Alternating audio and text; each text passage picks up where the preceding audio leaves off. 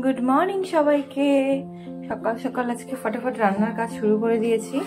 তার কারণটা হলো বিকেলবেলা একটু ঘুরতে যাব, কারণ আমাদের অনেকটা দিন টানা ছুটি আছে। তো আজকের মেনুতে থাকছে চিংড়ি দিয়ে পটল, পটল চিংড়ি, এবং এই ছোট্ট ছোট্ট মাছগুলো কাইন্ড অফ এগুলো পোনা মাছ টাইপের। তো এগুলোকে ভাজা করব, অ্যান্ড আলু করলা ভাজা এবং ডাল হবে আই গেস। তো সেটার জন্যই প্রিপারেশন শুরু করে দিয়েছি। তো এখন আর সময় নষ্ট করা যাবে না, চলো রান্না শুরু করে দিই। পটলগুলো কাটা হয়ে গেছে, এগুলোকে ধুয়ে রেখেছি। এখন একটু লবণ হলুদ দিয়ে মেখে রাখবো, তাহলে ব্যাপারটা হলো কালারটা ভালো আসে রান্নায় এবং পটলগুলো ভালো লাগে দেখতে। এখন অ্যাকচুয়ালি সিজনাল অ্যাকচুয়ালি শুরু হয়েছে, তো এই পটলটা খুব ভালো লাগে খেতে। আর কিছুদিন পর থেকে তো শুধু রান্নায় মেনুতে পটল আর পটল। যাই হোক, তো আমি এগুলোকে ভালো করে মাখিয়ে নিই, রান্নার প্রিপারেশন শুরু করবো। চালগুলোকে ভিজিয়ে রাখতে হবে, তার কারণ চাল ভিজিয়ে রাখলে একটু ভালোভাবে হয়ে যায়, তাড়াতাড়ি রান্না হয়ে যায়। তো আমি যেহেতু ব্রাউন রাইস খাই, সেই ব্রাউন রাইসটা আগে থেকে ভিজিয়ে রাখতে হবে।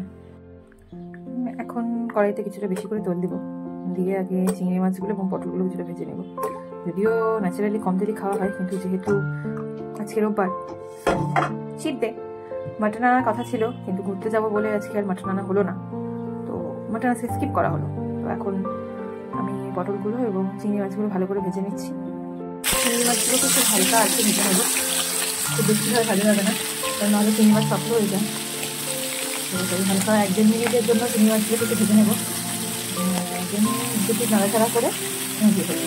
চিংড়ি মাছগুলো ভাজা হয়ে গেছে, এখন পটল এবং আলুগুলোকে হালকা হালকা করে ভেজে নেবো। আগে এই পটলগুলোকে একটু ভেজে নিই লাল লাল করে, বেশি ভাজবো না, হালকা করে ভেজে নেবো পটলগুলো। অ্যাকচুয়ালি এইভাবে করে পটল ভেজে করলে খেতে খুব ভালো লাগে। পটলগুলোকে হালকা হালকা করে ভেজে রাখলাম, দেন এখন এই আলুগুলোকেও ভেজে নেবো। এগুলো সবগুলো একবারে ভালো হয়, কিন্তু আমি আজকে বাড়ি বাড়ি সবগুলো ভেজে নেবো যাতে খেতে একটু ভালো হয়। পটল চিংড়ি করার জন্য তেজপাতা, শুকনো লঙ্কা, দারচিনি, অল্প একটু জিরা এবং 2টো এলাচ নিয়ে নিয়েছি। আলুগুলো ভাজা হয়ে গেলে তারপর ফোড়ন দেবো।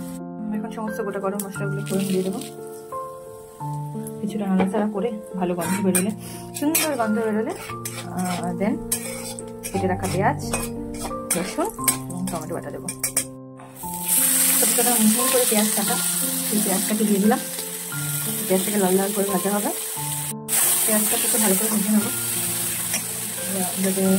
যতক্ষণে পেঁয়াজটা নরম হচ্ছে ততক্ষণ। পেঁয়াজটাকে তাড়াতাড়ি ভাজার জন্য সামান্য একটু লবণ দিয়ে দেবো, যাতে পেঁয়াজটা তাড়াতাড়ি ভাজা হয়ে যায়। আদা রসুন বাটা দিয়ে দিলাম। অ্যাকচুয়ালি মিক্সিতে পেস্ট করার মতো সময় নিয়ে আজকে প্রচণ্ড কাজছে, তাই একটু ছেঁচে দিয়ে দিলাম। সেটা ভালো করে মিশে যায় পেঁয়াজটার সাথে। টমেটোগুলো দিয়ে দিলাম। টমেটোগুলো ফটাফট করে যাতে স্ম্যাশ হয়ে যায়। দেন বাকি খারা মশলা দেবো। মশলা বলতে সেভাবে কিছুই লাগবে না, সামান্য হলুদ, লঙ্কার গুঁড়ো এবং একটু ধনে জিরা গুঁড়ো, ব্যাস দ্যাটস ইট। এটা ভালো করে মজে এসেছে, তেল ছেড়ে দিয়েছে। এখন সমস্ত শুকনো মশলাগুলো দিয়ে দেবো। মশলাগুলো দিয়ে আমি একটু ভালো করে কষাবো। এই সময় জল আমি দেবো না, একটু মশলাগুলো থেকে তেল ছাড়বে, দেন আমি জল দেবো। মশলাগুলো ভালো করে কষে উঠুক। মশলাটা ভালোভাবে কষে গেছে, দেখতে পাচ্ছ তেলও ছেড়ে আসছে ভালো করে। এখন একটু সামান্য গরম জল একটু দিয়ে আবার ভালো করে কষাবো।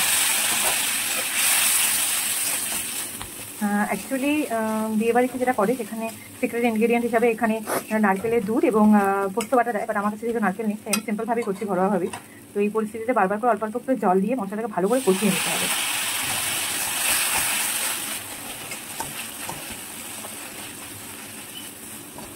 মশলার মধ্যে আমি এই আলু এবং পটলগুলো, চিংড়ি মাছগুলো সব দিয়ে দিলাম। দিয়ে মশলার সাথে সবগুলোকে ভালো মতন এখানে কষিয়ে নিতে হবে, ঠিক আছে?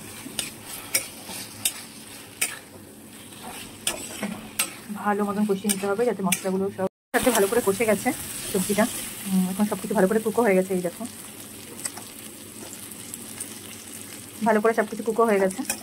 অ্যান্ড দেন এখন একটু গরম জল দিয়ে বারবার করে একটুখানি কিছুক্ষণ কষাতে হবে। মাংসের অন্য কিছু জল দিয়ে এখন এটাকে ফোটানোর জন্য রাখবো, যাতে সব কিছুর মধ্যে ভালো করে মশলাটা ঢুকে যায়। দেন তোমাদের আউটকামটা শেয়ার করবো।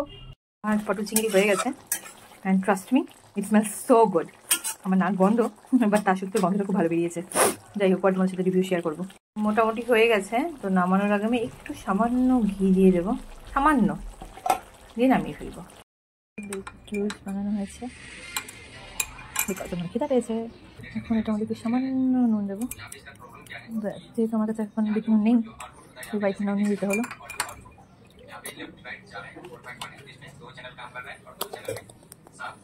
রেডি হয়ে নিচ্ছি, এগুলো ঠিকঠাক হয়নি, সময় লাগবে।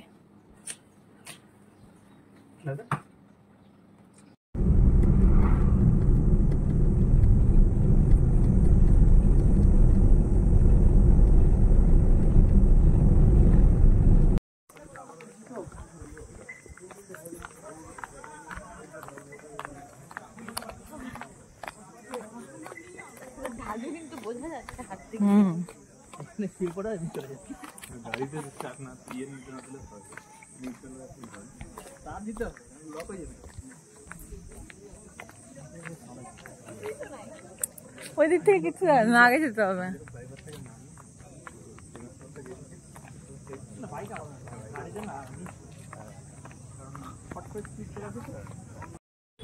কোথায় ঘুরতে যাব কোনো প্ল্যান ছিল না, তো ভাবলাম বাগড়াকোটে নতুন ব্রিজটাই ঘুরে আসি।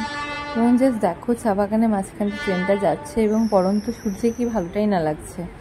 যাই হোক, তো বাগড়াকোটের ব্রিজটা দেখতে গিয়েছিলাম, দারুণ করেছে ব্রিজটা, যদিও ওখানে দাঁড়াতে দেয় না পুলিশ, বাট তাও সেখানে একজন আমার চেনা জানা একজন ছিল, তো তাকে বলে কিছুক্ষণের জন্য জাস্ট দাঁড়িয়েছিলাম।